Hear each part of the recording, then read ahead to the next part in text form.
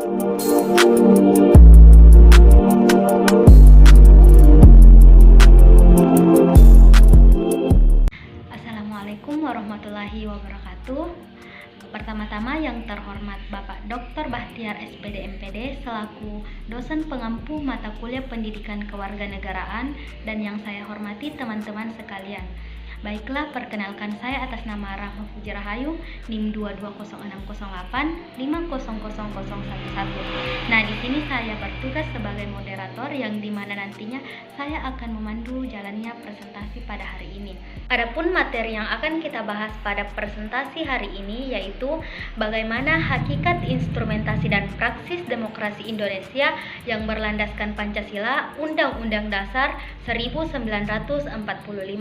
Baiklah, langsung saja untuk memasuki ke tahap selanjutnya, marilah kita menyaksikan video perkenalan dari kelompok kami, kelompok 9. Assalamualaikum warahmatullahi wabarakatuh. Perkenalkan, nama saya Diva Sarani Samulis dengan NIM 2206085010031. Assalamualaikum warahmatullahi wabarakatuh. Perkenalkan, nama saya Reski Nurul Apandi dengan NIM 2206085010007. Assalamualaikum warahmatullahi wabarakatuh. Perkenalkan, nama saya Angela Cipta Angin dengan NIM 220608502011. Baik, perkenalkan, nama saya Akmal Fariski dengan NIM 220608501019. Itulah tadi video perkenalan dari kelompok kami.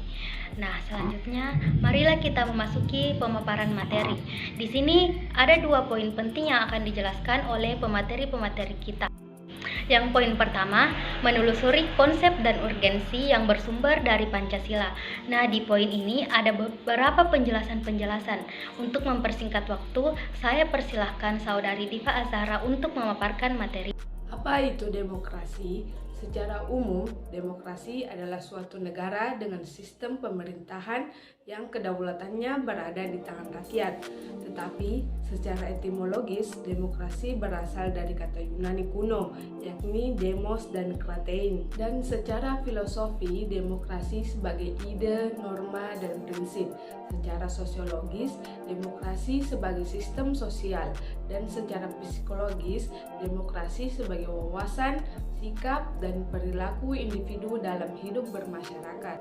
Selanjutnya, pemateri kedua, saya persilahkan Saudari Meris untuk memaparkan materinya. 2. 3 tradisi pemikiran politik demokrasi.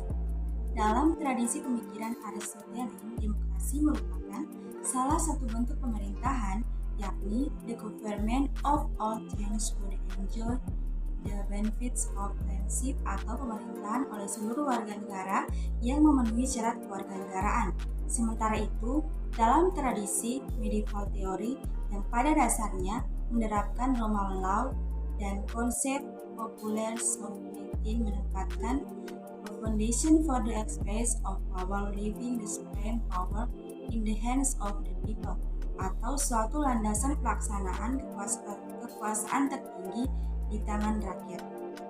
Nah, selanjutnya saya persilahkan kepada Saudari Reski Nurul Apandi untuk memaparkan materinya. Pentingnya demokrasi sebagai sistem politik kenegaraan modern. Demokrasi sangatlah penting dan diperlukan masyarakat karena tidak hanya sekedar pemerintah yang memegang kendali dalam pengaturan negara.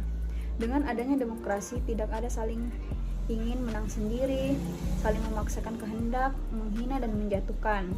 Yang ada saling menghargai, menghormati, menerima pendapat orang lain, dan kehidupan yang nyaman pasti akan tercipta.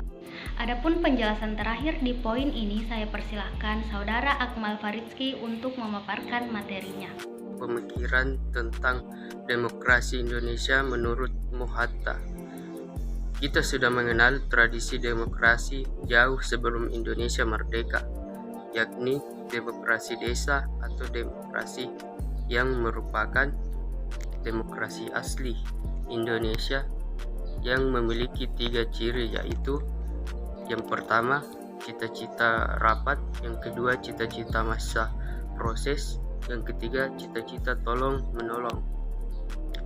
Ketiga unsur demokrasi desa tersebut merupakan dasar pengembangan ke arah demokrasi Indonesia, yaitu modern. Nah, ada poin yang kedua, menanyakan alasan mengapa diperlukannya demokrasi yang bersumber dari Pancasila. Materi ini akan dijelaskan oleh Saudari Diva Arsahar. Mengapa demokrasi harus bersumber dari Pancasila? Karena demokrasi di Indonesia harus berketuhanan sesuai dengan sila pertama. Lalu, demokrasi harus bersifat kemanusiaan dengan cara adil dan beradab sesuai dengan sila kedua. Demokrasi harus memiliki tujuan keadilan sosial bagi seluruh rakyat Indonesia sesuai dengan sila kelima. Setelah tadi penjelasan singkat dari kelompok kami mengenai materi bagaimana hakikat instrumentasi dan praksis demokrasi Indonesia yang berlandaskan Pancasila, Undang-Undang Dasar 1945. Nah, di sini kita bisa menarik kesimpulan bahwasannya demokrasi adalah suatu negara dengan sistem pemerintahan yang berkedaulatan berada di tangan rakyat.